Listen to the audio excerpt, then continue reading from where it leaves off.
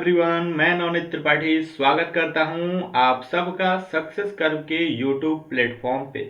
जैसा कि पिछले वीडियोज में हमने वर्ष 2016 के विज्ञान से संबंधित जो भी वस्तुनिष्ठ प्रश्न थे उनके बारे में डिस्कस किया था, और आज हम बात करने वाले हैं वर्ष 2017 के विज्ञान के जो भी वस्तुनिष्ठ प्रश्न हैं उनके बारे में। चूंकि हर वर्ष अमूमन 6 से 7 प्रश्न सभी विषयों से, चाहे भौतिकी हो, रसायन शास्त्र हो और जीव विज्ञान, आते ही हैं। तो उसी कड़ी में जो पहला प्रश्न है वो है भौतिकी से संबंधित, जिसमें पूछा गया है कि प्रकाश की किरणें गमन करती हैं। अब चूंकि यहाँ पे कोई माध्यम नहीं दिया हुआ है तो सिंपल हम समझते हैं जो प्रकाश की किरणें होती हैं उनके गमन करती हैं तो उनकी विशेषता क्या होती है। तो सीधा और सिंपल विशेषता ये है कि वो सीधी रेखा में गमन करती हैं जब तक कोई माध्यम न निर्देशित किया गया हो। तो इसका सबसे सटीक उत्तर हो जाएगा पहला ऑप्शन, यानी कि सीधी रेखा में। ठीक। जो दूसरा प्रश्न दिया हुआ है, हजामत के लिए किस दर्पण का उपयोग होता है, ये बहुत ही महत्वपूर्ण और उपयोगी सवाल है, क्योंकि यही प्रश्न वर्ष 2014 में भी पूछे गए थे, 2016 में भी और फिर 2017 में भी पूछे जा रहे हैं। तो इसलिए इसकी उपयोगिता बढ़ जाती है। और ये हमने बताया था कि हजामत बनाने के लिए, चाहे वो आपका दाढ़ी बनाने के लिए पूछ ले या कुछ भी हजामत से संबंधित पूछ ले, तो अवतल दर्पण का ही उपयोग किया जाता है। क्योंकि जो अवतल दर्पण होता है, अगर उसके पोल और उसके फोकस के बीच में हम किसी वस्तु को रखेंगे तो उसका जो प्रतिबिंब बनता है आभासी बनता है, बड़ा बनता है और सीधा बनता है।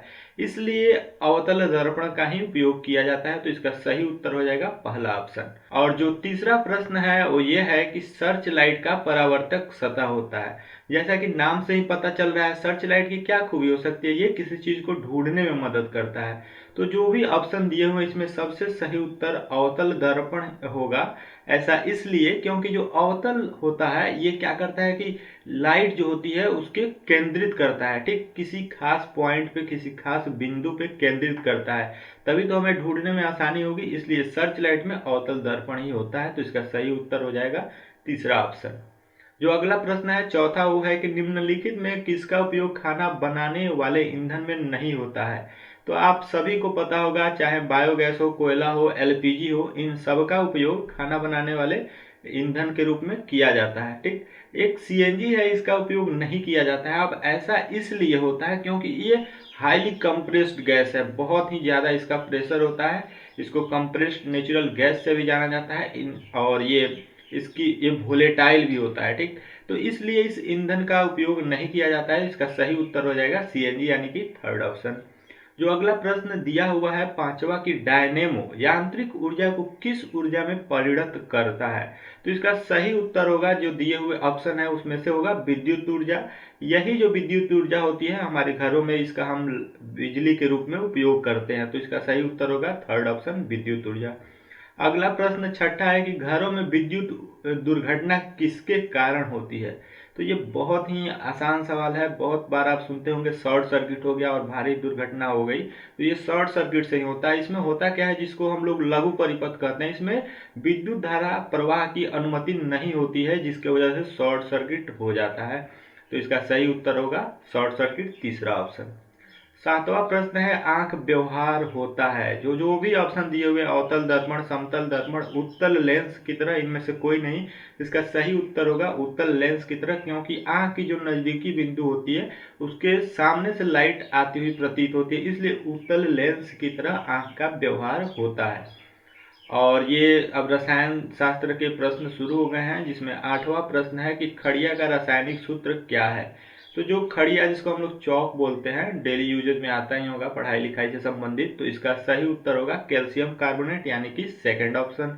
और नौवां प्रश्न है COOH, यानी कि C डबल बॉन्ड OH अभिक्रियाशील मूलक को क्या कहते हैं। तो यहाँ समझने वाली बात यह है कि जो C डबल बॉन्ड OH है, इसमें कार्बोनिल ग्रुप भी है और साथ ही इसमें हाइड्रोक्सिल ग्रुप भी है, इसलिए ये कार्बोक्सिलिक एसिड, ये अम्ल की तरह मतलब इसको कहते हैं, इसका फंक्शनल ग्रुप हो जाएगा।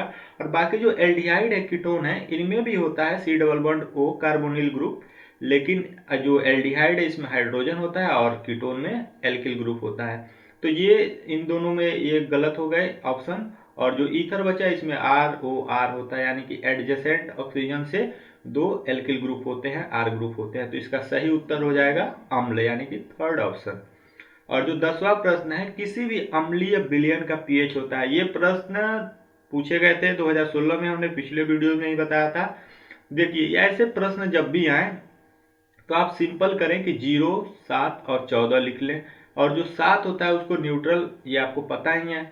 और 7 से ज्यादा होगा तो क्षारीय, और 7 से कम होगा तो अम्लीय। ऐसे करके बहुत सारे प्रश्न बिहार बोर्ड में पूछ लिए जाते हैं। तो ये जो अम्लीय का पूछा गया है तो इसका क्या हो जाएगा, 7 से कम, यानी कि सेकेंड ऑप्शन। और 11वां प्रश्न है, पारे का अयस्क है। देखिए कुछ ऐसे प्रश्न होते हैं जहाँ पे आप कंफ्यूजन में हो कि इसका क्या सही उत्तर होगा, तो आप ऑप्शन से मैच करें। ठीक, तो आपको यहाँ पता है जो बॉक्साइट है बहुत ही प्रसिद्ध अयस्क है, किसका, एल्यूमिनियम का। मैग्नेटाइट और हेमेटाइट ये आयरन के प्रसिद्ध अयस्क हैं। और एक सिनेबार बच गया, तो ये किसका हो जाएगा, पारे का, जिसमें मरकरी होता है। ठीक, और जो 12वां प्रश्न है, एक अणु सूत्र तथा परंतु विभिन्न संरचना सूत्र वाले यौगिक कहलाते हैं। तो इसको समझिए ऐसे कि अगर उसका अणु सूत्र सेम है तो ब्यूटेन ले लीजिए और आइसोब्यूटेन, तो दोनों का अणु सूत्र सेम है लेकिन उनकी संरचना अलग अलग है। ठीक, तो वही पूछा है, विभिन्न संरचना और अणु सूत्र एक समान, तो उनको बोला जाता है समावयवी, यानी कि आइसोमर बोला जाता है। तो इसका सही उत्तर होगा सेकंड ऑप्शन। अगला प्रश्न दिया हुआ है कि निम्नांकित में कौन प्रबल अम्ल है। तो आपको पता ही होगा कि H2SO4 सबसे प्रबल अम्ल है, लेकिन ऐसे भी आप कर सकते हैं कि यहाँ पे देखिए डिसोसिएट होगा तो यहाँ पे क्या होगा, 2 हाइड्रोजन निकलेंगे यहाँ पे, बाकी सब में एक एक। तो इसका सही उत्तर क्या हो जाएगा, H2SO4, यानी कि पहला ऑप्शन। ठीक, और जो 14वां प्रश्न है, आधुनिक आवर्त सारणी में क्षैतिज कतारों की संख्या होती है। तो आपने पीरियोडिक टेबल पढ़ा होगा, तो आप आसानी से प्रश्न कर लेंगे। इसका सही उत्तर होगा थर्ड ऑप्शन, यानी कि 7। और ये 15वां प्रश्न, अब जीव विज्ञान के संबंधित प्रश्न आने लगे हैं। तो ये पूछा है कि रक्त का थक्का बनाने में सहायक होता है। तो जो एक प्रकार ही है रक्त कोशिका का, जिसको हम लोग बोलते हैं रक्त बिंबाणु, ये क्या करता है, रक्त को जमा करने में सहायक होता है, थक्का बनाता है, इसलिए इसका सही उत्तर होगा रक्त बिंबाणु, सेकंड ऑप्शन। और जो 16वां प्रश्न है, वृक्क की संरचनात्मक एवं क्रियात्मक इकाई को क्या कहते हैं। तो ये ऑप्शन दिए हुए हैं, ग्लोमेरुलस, मूत्रवाहिनी, वीमेन कैप्सूल और नेफ्रॉन। तो जैसे हमारे शरीर का जो स्ट्रक्चरल और फंक्शनल, यानी कि संरचनात्मक और क्रियात्मक इकाई किसको बोलते हैं, बेसिक आधारभूत सेल को बोलते हैं, यानी कोशिका को। तो वैसे ही जो वृक्क होता है ये बहुत सारे मिलियंस ऑफ नेफ्रॉन से मिलके बना होता है। तो इसका सही उत्तर हो जाएगा क्या, नेफ्रॉन, यानी कि फोर्थ ऑप्शन। और जो 17वां प्रश्न है, एक कोशिकीय शैवाल में जल का परिवहन। तो जितने भी एक कोशिकीय और साधारण जीव हैं उन सब में जो जल का परिवहन होता है वो विसरण के माध्यम से होता है, जिसको हम लोग डिफ्यूजन भी बोलते हैं, यानी कि थर्ड ऑप्शन सही उत्तर होगा। 18वां प्रश्न है, मस्तिष्क उत्तरदायी है। तो यहाँ पे जो भी ऑप्शन दिए हुए हैं सोचने के लिए, शारीरिक संतुलन और हृदय स्पंदन, सभी के सभी सही है, तो इसलिए इसका सही उत्तर होगा चौथा ऑप्शन। ठीक, 19वां प्रश्न है, पराग कोश में होता है। तो आपने पढ़ा होगा पुंकेसर, इसके होते हैं 2 भाग, एक होता है पराग कोश और एक होता है तंतु, और उसी पराग कोश में पाए जाते हैं परागकण। तो इसका सही उत्तर होगा चौथा ऑप्शन, यानी कि परागकण। और आज का आखिरी प्रश्न यह है कि एक वयस्क मनुष्य के कितने दांत होते हैं। बहुत ही साधारण प्रश्न है, इसका सही उत्तर होगा 32, यानी कि सेकंड ऑप्शन। तो ये थे वर्ष 2017 के विज्ञान से संबंधित जो भी वस्तुनिष्ठ प्रश्न थे। बाकी बिहार बोर्ड से संबंधित या अन्य किसी बोर्ड से संबंधित जो भी इंपॉर्टेंट चीजें होंगी हम अपने चैनल के माध्यम से आप तक जरूर पहुंचाएंगे।